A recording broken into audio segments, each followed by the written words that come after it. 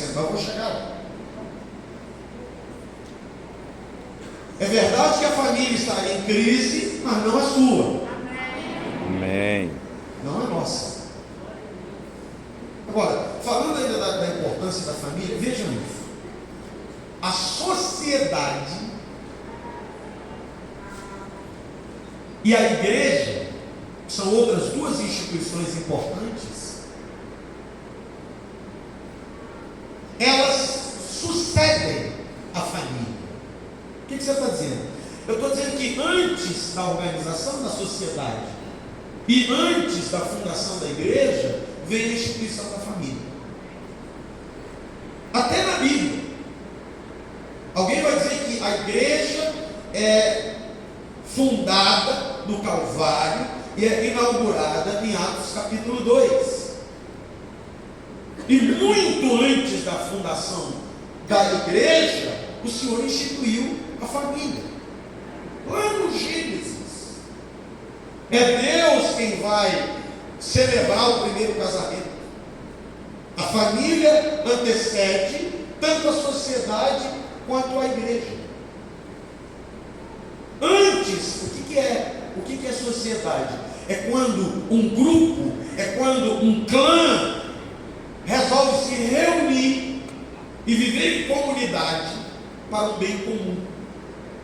Muito antes do homem se organizar em sociedade, já havia família. Se você entender isso. Vamos falar mais claro? O que é a igreja? Olha isso aqui. O que é a igreja? É verdade que a definição primária é: a igreja é a assembleia dos santos, daqueles que foram regenerados. Mas também é verdade que a igreja é formada por famílias. Agora, de igual modo, a sociedade.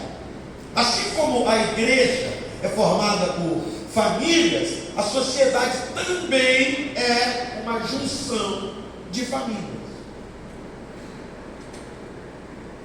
Portanto, vejam isso: famílias deficientes promovem igrejas deficientes. Famílias deficientes promovem uma sociedade deficiente. Você está entendendo por que Satanás ele se esforça para destruir as famílias? Agora, por favor, me acompanhe. Assim como a família é base da igreja e da sociedade, olha para cá. O casamento é a base da família. A família é a base da sociedade e da igreja. E o casamento é a base da família. Gente, o fio aqui, se for puxando, dá para falar uma semana inteira. Porque o casamento é importante para a família é importante para a sociedade e para a igreja. E a família começa aonde? Hein, gente? Vocês passaram por onde? A família começa aonde? Antes. Começa lá no namoro. Está vendo? Eu estou te explicando. Está vendo que se puxar, vai. Tem casamento, olha para cá, tem família que é problemática porque o casamento é problemático. E tem casamento que é problemático porque o namoro era problemático. O pessoal desse lado de cá, fica tranquilo que eu não vou tocar no assunto do namoro. Mas nós tínhamos na nossa igreja um pastor que ele era pago, olha isso, olha que investimento bom. Pastor Vantuí. Ele era pago para acabar com o noivado e namoro. Isso aí, está amarrado. Está amarrado nada. Tem nada amarrado. É muito melhor um namoro, um noivado terminado do que um casamento fracassado. Ô gente, eu já vi isso, mano. Me contaram, eu já vi casalzinho entrando de mão dada assim na sala do pastor Vantuí, rindo, né? e entrando assim, e sai daqui, você não queria nunca. E glória a Deus. E atrás dele, o Vantuí com um sorriso. Porque se você passasse pelo Vantuí, meu irmão, era 30% de chance de sucesso. Por quê? Porque quando a gente está namorando, a gente fica cego. Não tem chulé, não tem CC, não tem bafo, não tem fiura. A paixão, ela embeleza. A melhor maquiagem do mundo é a paixão. A prova dele.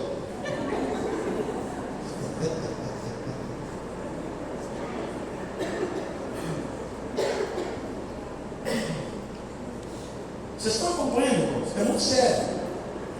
Família é a base da igreja e da sociedade. Casamento é a base da família, que começa no amor. Então tem que ter critério. Tem que ter critério. Agora, será que o casamento, vou deixar o namoro para outro dia, será que o casamento, irmãos, ainda é uma boa ideia? Os irmãos percebem que a ideia do casamento começa a ser questionada? Por exemplo, faz muito tempo, toda menina sonhava em casar. É sonhar. Vestido, e madrinha, e festa. Ela sonhava. Tudo era vestido.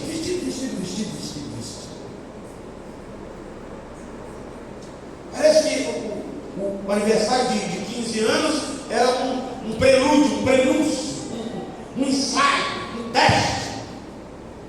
E haja dinheiro. E o Senhor me ajude. Amém. Agora, enquanto as mulheres sonhavam com o casamento, os homens corriam.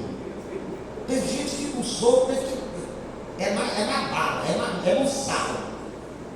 Tu vai ou racha, cara. Agora, eu percebo que hoje há um desânimo com relação ao casamento, não só por parte dos homens.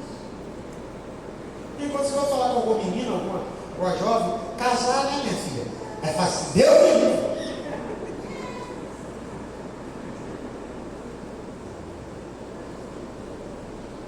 As pessoas hoje, elas querem, presta atenção, elas querem privilégio de gente casada, mas não quer responsabilidade de gente casada. Quer beijar, quer abraçar, quer colocar a mãozinha assim na coxa. Quando coloca a mãozinha assim, eu já sei que já foi.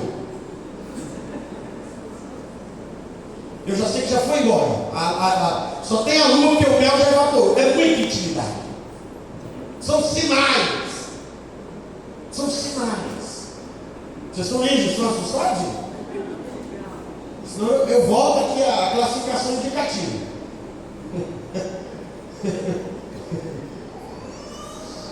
Vocês estão aí, irmão? Amém. Meu Deus. Querem privilégio de gente casada, mas não quer responsabilidade. Quer beijar, quer abraçar, quer ficar junto. Parece até que tem uma vida de casado, mas não quer um compromisso. Não, ainda não sei. Tem que se namorar 10 anos e ainda não sabe. Ué? 6 anos namorando e a boba fica iludida. Aí depois você acha com 40 anos. Pastor, pois é, não era de Deus. Mas 6 anos para ver se não era de Deus. Agora, a pergunta que nós vamos responder é a seguinte: o casamento é uma boa ideia? Vamos para mim, irmão. O casamento ainda é uma boa ideia, porque é uma ideia de Deus. O casamento não é uma invenção da sociologia. O casamento não é uma proposta humana. O casamento é um projeto do Senhor, é um projeto da igreja. Nós temos que admitir. Porque é um suco, meu irmão. Eu estava em Valadares, ela faz um suco doido, pastor. Um dia eu vou levar o senhor lá. Ela faz um suco doido. O que tem na geladeira, ela bate com os hidratados. Cenoura com oroconobis. O que é um casamento? É uma ideia de Deus, é uma ideia boa, é uma ideia extraordinária, mas é Deus, é boa.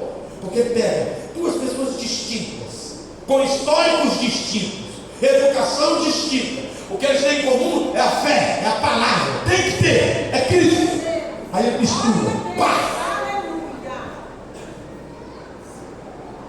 É por isso que eu digo: quanto maior a diferença, ninguém é igual a ninguém, mas quanto maior for a diferença, maiores serão as renúncias. Tem que ter afinidade. Lá no Éden foi dito: e para o homem não se achava juntor que fosse idôneo, isto é, igual.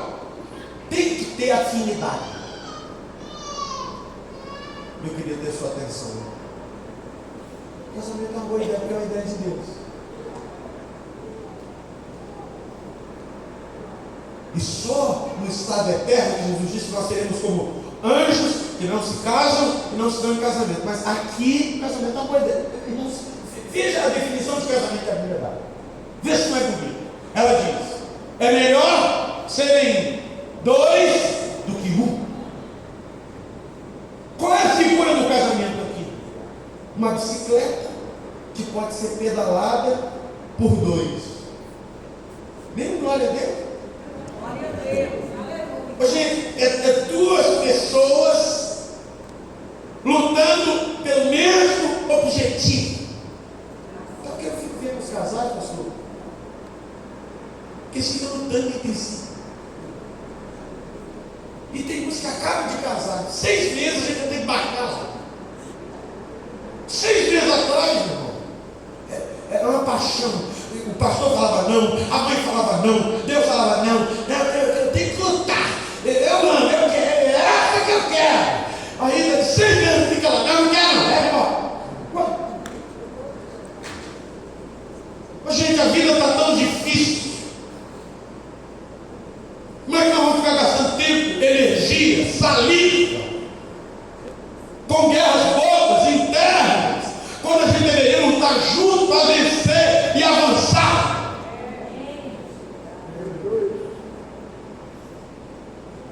Agora, como Deus é o autor do casamento,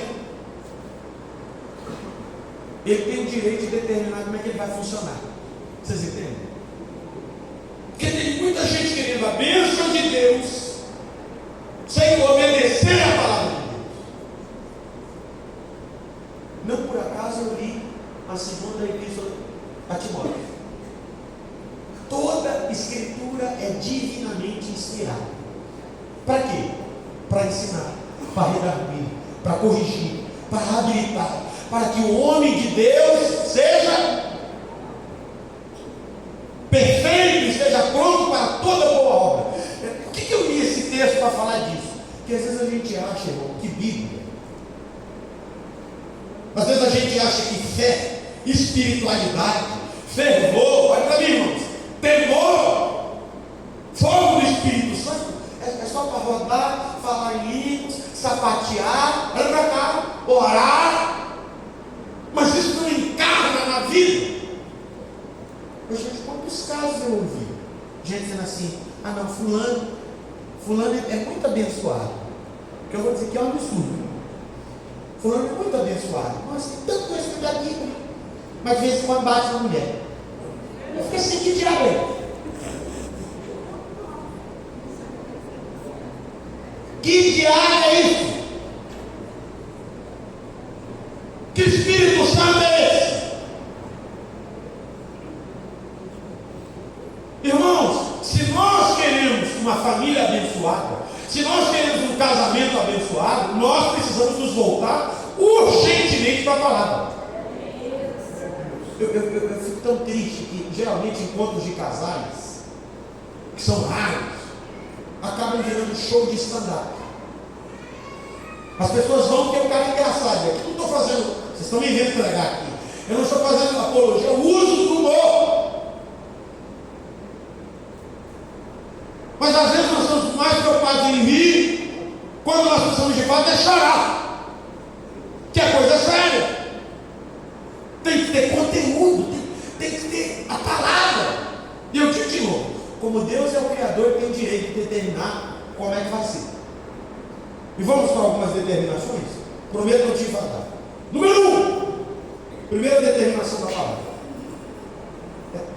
Pastor, é tão óbvio que eu fico até sem graça de pegar essa aqui na terça-feira. Fico até chateado. Mas hoje eu tenho que falar logo. Primeiro fundamento: o casamento é entre macho e fêmea. Qualquer outra coisa é gambiarra. Casamento não é não.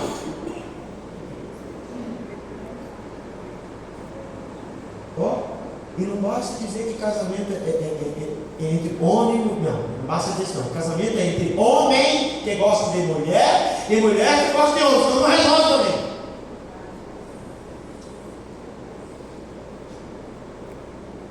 Irmãos, algumas pessoas em nosso meio, que o Senhor me guarda, mas algumas pessoas em nosso meio, você fala de meio, você está falando do quê? Estou falando da igreja mesmo. Algumas pessoas no meio de nós têm inclinações homoafetivas. E tem, pastor, tem. Eu sei que às vezes tem gente que finge que não vê. Não, não é não. É.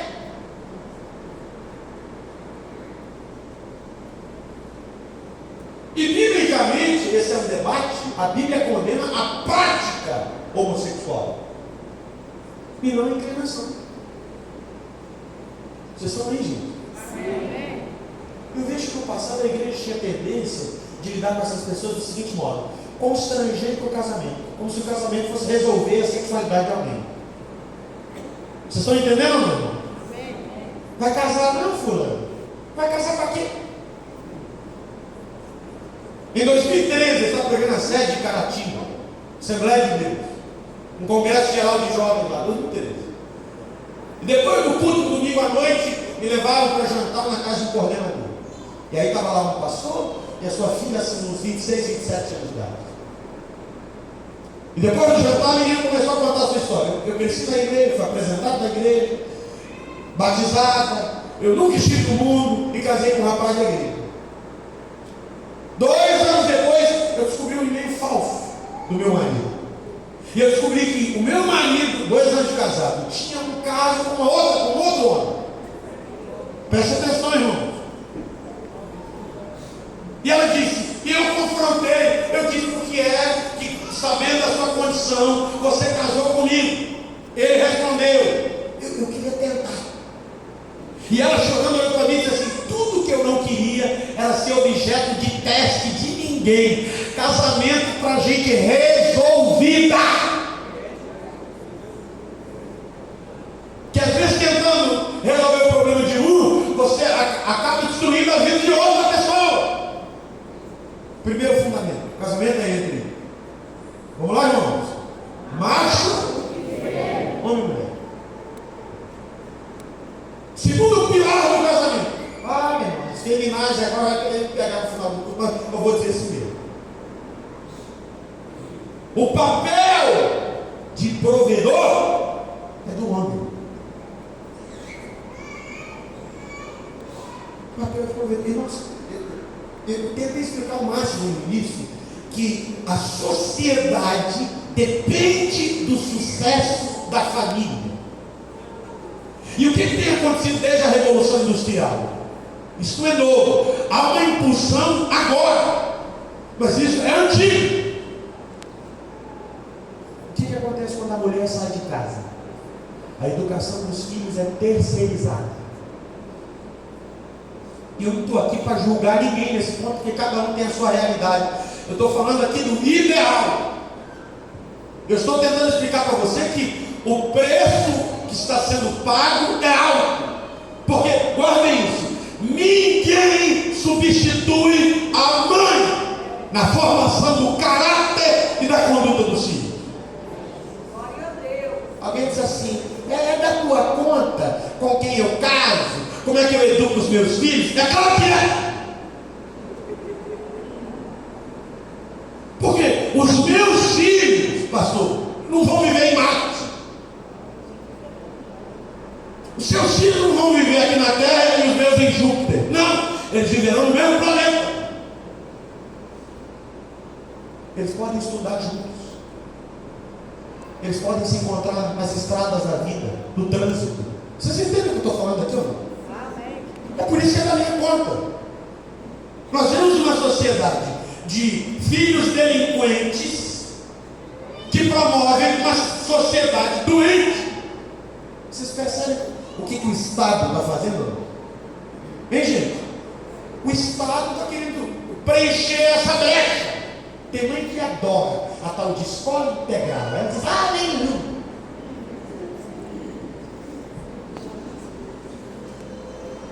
A minha sobrinha, a Júlia, ela estuda na escola integral.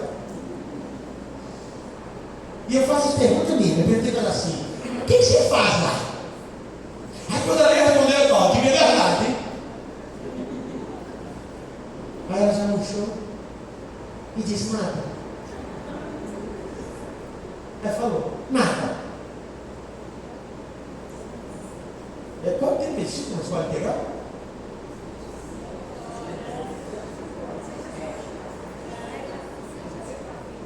Eu sei que é muito tempo. Naquela mistura, olha para cá, naquela mistura. Gente, uma escola bíblica dominical não dá conta do recado. Porque é muita sujeira, é muita pudriqueira. É muito tempo ouvindo a mentira. É por isso que você precisa inculcar a verdade. E o que Satanás tenta promover? Olha para cá. Satanás tenta promover uma guerra entre os sexos.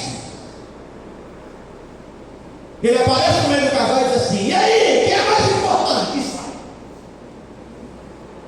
E aí tem uma galera que diz assim, nós temos que lutar pelo direito da mulher trabalhar.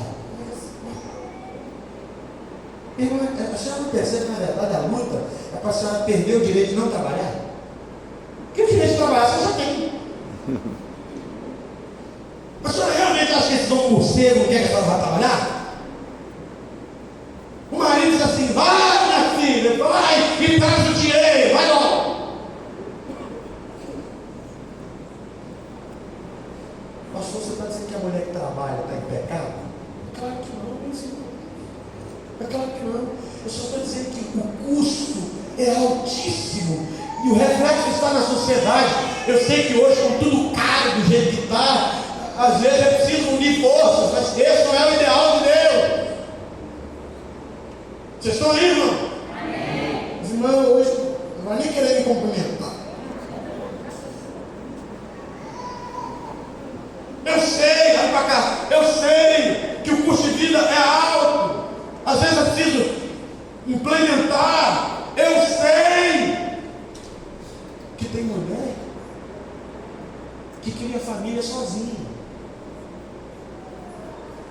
Eu tiro o chapéu para a senhora. Eu sei, tem mulher que casou com um homem devagar, manso, acomodado. Tudo para ele tá bom.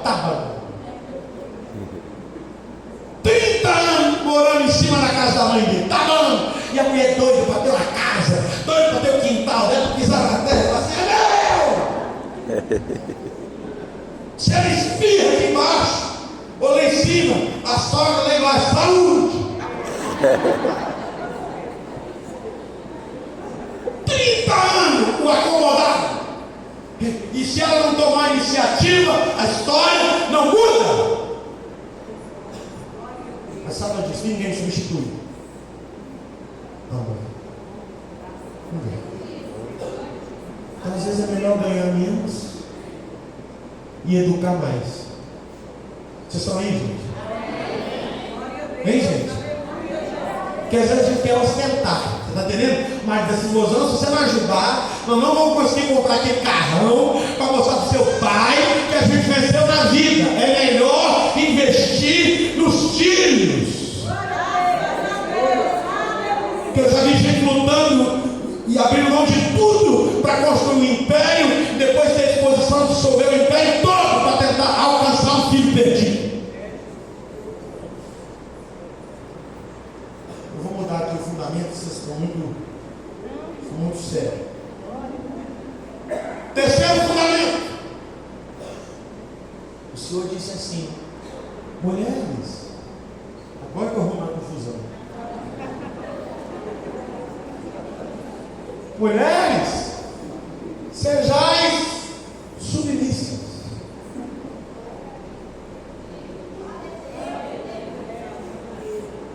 Mas meu marido não presta, irmãos, cada um vai dar conta de si mesmo. Se a senhora for insubmissa por causa da porqueira do seu marido, Deus vai tratar com a porqueira dele naquele dia com a sua insubmissão. A senhora crê que Deus é fiel? Então saiba que Ele te recompensará. Agora, nesse tema da submissão, eu prefiro falar aqui, ó, mais aqui agora. Como a Bíblia diz que a mulher terá que ser submissa ao seu marido, né? O marido é o... Eu sei que tem uns cabeçudos, né? É diferente.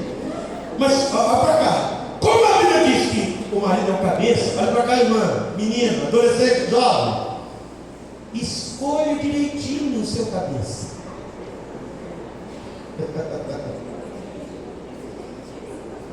Tem muita gente olhando, né, demais pro perfume, pro rostinho. Olha para cá, olha pro cano, pro globo, vê se tem a palavra. Escolha bem. E não caia na ladainha do feminismo. Esse povo que não gosta de tomar banho, mal amado, que diz que casar com o passado.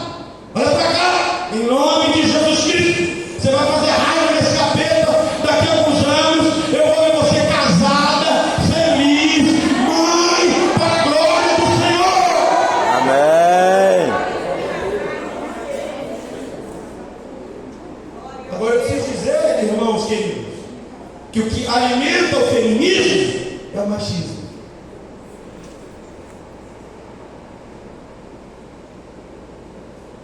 Hoje a gente tem homem que tem a coragem de humilhar e não reconhecer a mulher que trabalha em casa. Vocês estão aí, pessoal? Ele acha que é superior porque ele traz a grana. Olha que loucura! Olha que loucura! Você pode ser um executivo de sucesso. Você pode ser um herdeiro milionário.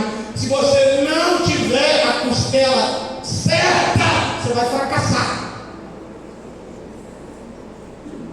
A minha esposa não trabalha fora. Hoje já está mais saidinho um pouco. Mas quando a gente casou, quietinho. Eu achava tão engraçado.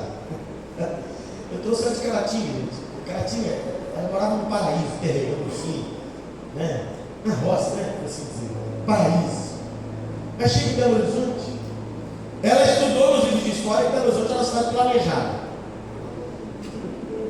Aí você chega aqui e você espera o quê? Passarinho. Aí chegou ali no centro, gente, quer sujeira. A cada esquina um doido. E às vezes esmaga de andar na frente e eu só olhando. Às vezes esmaga de andar na frente e eu só olhando. Mas eu ia pedir a ela, um trocado, moça. Não, obrigado. Eu ficava assim, e de vez em quando eu vejo essas, né? Porque na igreja tem, sabe? A irmã trabalha, aí ela fica descia agora, o que eu falo? Eu daqui eu fico olhando, descia e dizia, trabalha!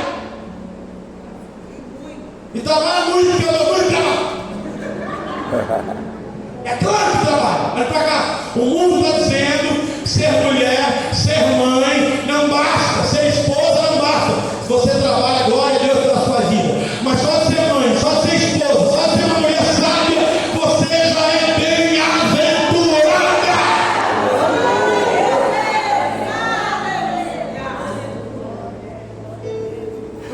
Irmãos, agora veja que o Senhor pede muito mais de nós homens. Foi embora. O Senhor pede muito mais de nós. Ele diz, maridos, amai como Cristo amou a igreja. Olha isso, gente. Mas vocês ficam vendo, irmão Fabiano, uns vídeos na internet. Vocês já ficam vendo uns vídeos na internet. Assalto. Casal, né? Vem alguém assaltar. O cara passou a perna da menina e deixa a mulher. Maridos, amai vossa mulher como Cristo amou a igreja a ponto de dar a sua vida por ela. Aleluia. Pastor, me parece, pastor, que o Senhor pede da mulher aquilo que é para ela um desafio natural. Eu vou encerrar. E aquilo que para o homem também é um desafio natural. Vocês vejam que a queda está ligada ao quê? A uma iniciativa solo de Eva. Aí o Senhor diz: o teu desejo será para o teu marido e ele te dominará. O homem às vezes é tão, né, gente?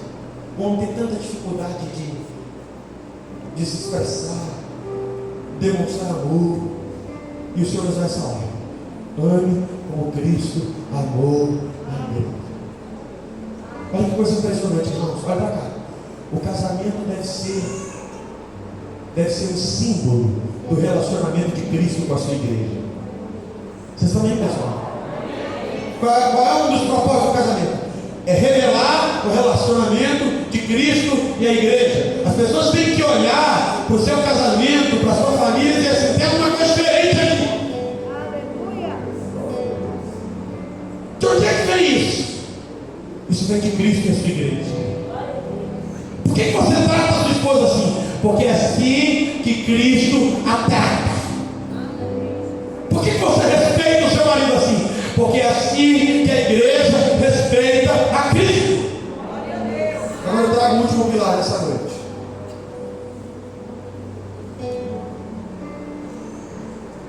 O que Adão tinha antes do seu casamento com Eva?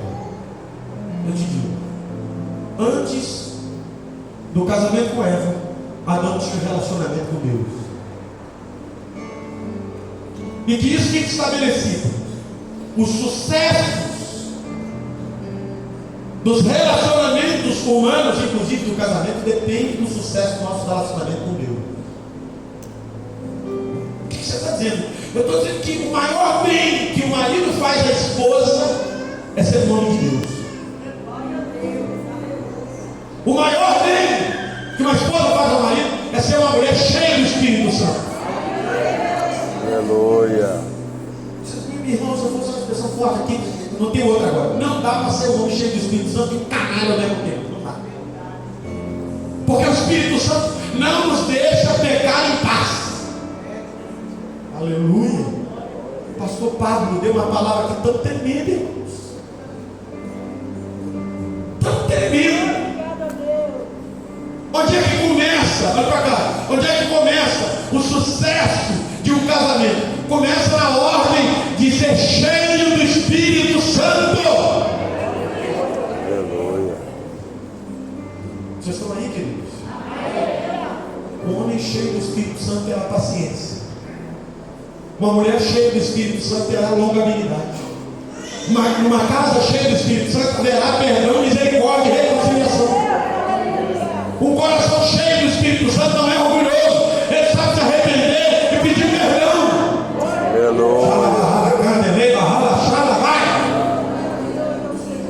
E o Senhor está dando às esposas, aos maridos esta noite: sejam cheios do meu Espírito. Aleluia. Aleluia. Irmãos, nós temos que encher a nossa casa com a presença de Deus. Aleluia. Um casal demonstra profunda intimidade em dois momentos: no momento da relação íntima e na oração. Vocês entendem isso? Não há nada tão íntimo, tão particular quanto a oração. Você sabia que tem casais que têm dificuldade de orar um com o outro? Tem vergonha de falar em língua estranha perto do marido. Olha, por quê? Porque a oração, a espiritualidade, a adoração é uma coisa muito íntima. Portanto, quando você consegue orar com o seu marido, com a sua esposa, vocês estão revelando um grau de intimidade profundo. Aleluia. Eu quero profetizar esta noite que o diabo não vai fazer o que quer com a nossa casa. Eu quero profetizar esta noite que as ideologias satânicas dessa geração não farão o que querem com a nossa casa, porque nós nos levantaremos.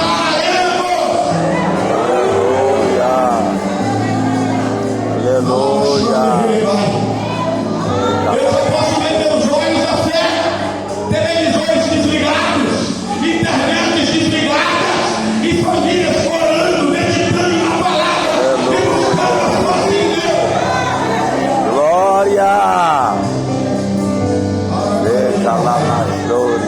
fiz fazer o que o Senhor está me ordenando essa noite. Calamassurianda Cavassé. As famílias que desejam um tempo novo da parte